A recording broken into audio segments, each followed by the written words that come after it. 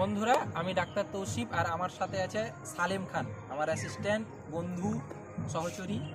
তো আজকে দুজনে গল্প করতে করতে হঠাৎ করে এই একটা ইস্যু তৈরি হলো। সেটা হচ্ছে চিকিৎসা বিজ্ঞানের একটা কথা নিয়ে। সেটা হচ্ছে বিষ খাওয়া পেশেন্ট নিয়ে কী করবো স্যার। তো আমাদেরকে আগে বুঝতে হবে যে বিষ খাওয়া পেশেন্ট এগুলো কিন্তু এক ধরনের একটা মানসিক সমস্যা, মানে আমি মনে করি অন্ততপক্ষে। কথা বলতে বলতেই ঝগড়া ঝামেলা হয়ে গেল, বিষ খেয়ে নিল। তারপরে বয়ফ্রেন্ড গার্লফ্রেন্ড কথা বলতে বলতে ঝামেলা হয়ে গেল, বিয়ে দিচ্ছে না, ইয়ে হয়ে গেল, স্বামী স্ত্রীর মধ্যে ঝামেলা হয়ে গেল, বিষ খেয়ে নিল। তারপরে চাকরি ক্ষেত্রে প্রমোশন হচ্ছে না, প্রচণ্ড চাপ দিচ্ছে, বিষ খেয়ে নিলাম, কিংবা একটা ঘটনা ঘটিয়ে ফেললাম। বেশিরভাগ ক্ষেত্রে কি হয় যে আমরা উকুন মারা বিষ খেয়ে ফেলি, তার সাথে সাথে আমরা বিষ খেয়ে ফেলি আপনার ওই অর্গানোফসফরাস বলে মেডিকেলি, যেটাকে ওই ইঁদুর মারা বিষ বলে সাধারণত, কিংবা ঘাস মারা একটা খুব বাজে টাইপের বিষ আছে, বিচ্ছিরি গন্ধ করে। এই সমস্ত কেসগুলো হর হামেশাই আমাদের সাথে কিন্তু আসতে থাকে হাসপাতালে। তো ঘটনা হয় যে এই কেসগুলো কি করব, রোগী কিন্তু হন্তদন্ত হয়ে বাড়ির লোক নিয়ে আসে, ভাবে যে প্রাথমিক স্বাস্থ্যকেন্দ্রে এলে বিরাট কিছু সমস্যার সমাধান হবে, কিন্তু না, এটার সমস্যার সমাধান আপনারাই বাড়িতে কিন্তু করতে পারবেন। প্রথম হচ্ছে যে এই রকম যে কোনো রকমের বিষ প্রথমত অ্যাভেলেবেল না রাখা আশেপাশে, ঠিক আছে। মেয়েরা সবচেয়ে বেশি খায়, এখন দেখছি ছেলেরাও খেতে শুরু করেছে। তো বাড়িতে যাতে এইরকম বিষ না থাকে, কেনা না হয়, কিংবা কেনা হলেও সেটা যাতে আলাদা জায়গাতে থাকে যেটা কেউ জানবে না, এরকম। দ্বিতীয়ত হচ্ছে বিষ খেয়ে নিলেই ইমিডিয়েটলি যত তাড়াতাড়ি সম্ভব আপনারা কিন্তু ওকে জল খেয়ে এবং অন্যান্য সমস্ত রকমের জিনিস করে আপনি কিন্তু বমি করানোর চেষ্টা করেন। আপনি হয়তো আপনার বাড়ি হাসপাতাল থেকে 1 ঘন্টা কিংবা 40 মিনিট দূরত্বে, সেই ক্ষেত্রে আপনি যতক্ষণে হাসপাতালে নিয়ে আসবেন ওর কিন্তু বিষটা অনেকটা অ্যাবজর্ব হয়ে যাবে, ঠিক আছে। তো কি করতে পারা যেতে পারে, যথেচ্ছ বেশি পরিমাণে একসাথে জল খাওয়ান এবং বারবার বমি করান।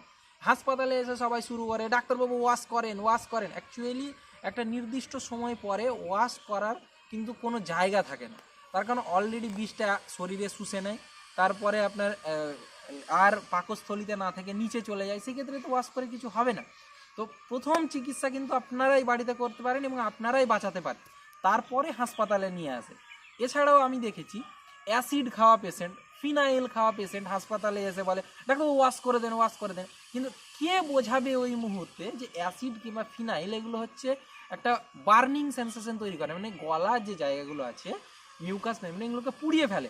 আপনি যখনই নলটা নাকে ভরবেন কিংবা মুখ দিয়ে ভরবেন, সেই ক্ষেত্রে ওই যে পোড়া জায়গাগুলো আছে সেই জায়গা দিয়ে ফুটো হয়ে ইসোফেগাসে চলে যাবে, মানে হচ্ছে শ্বাসনালীতে চলে যাবে, খাবারের নালীতে চলে যাবে, কিছু করার থাকবে না আপনার, ঠিক আছে।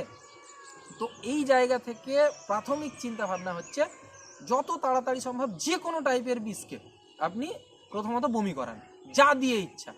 দ্বিতীয় যেটা করানো যেতে পারে, চারকোল খাওয়ান, ঠিক আছে। অ্যাক্টিভেটেড চারকোল কিনতে পাওয়া যায়, কিংবা অনেক সময় কি হয় যে আমাদের যে কয়লা, ঠিক আছে, কাঠ কয়লাগুলো পুড়িয়ে যে আমরা তৈরি করতে দেখেছি বিভিন্ন জায়গায়, ওই রকম যদি বাড়িতে কেউ লকড়ি, মানে আমাদের যে জ্বালানি হয় সেইগুলো যদি পুড়ান, তার দরুন দেখবেন ছোট ছোট কয়লা থাকে, ওই কয়লাকে গুঁড়ো করে জল দিয়ে যদি খাওয়ান, তাহলে কিন্তু ওই বিষটা অনেকটা বেশি অ্যাবজর্ব হয়ে যায়।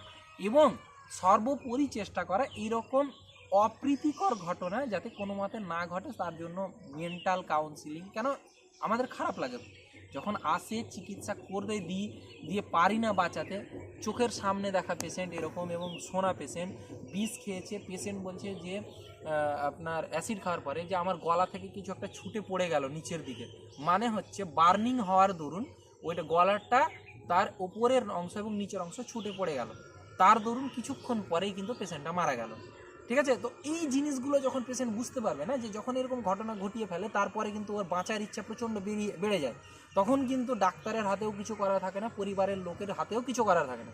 তাই এরকম অপ্রীতিকর ঘটনা থেকে বেঁচে থাকুন, বাঁচিয়ে রাখুন, মানসিক কাউন্সিলিং করুন, ওষুধগুলোকে কিংবা বিষগুলোকে দূরে রাখুন, এবং যত তাড়াতাড়ি সম্ভব সেই যে জিনিসগুলো করতে বললাম সেগুলো ফলো করুন। এতে আপনারাও বাঁচবেন, আমরাও বাঁচবো, স্বাস্থ্য ব্যবস্থাও বাঁচবে, ঠিক আছে। ভালো থাকবেন, সুস্থ থাকবেন। কমিউনিটি হলো 4 বর্ণ।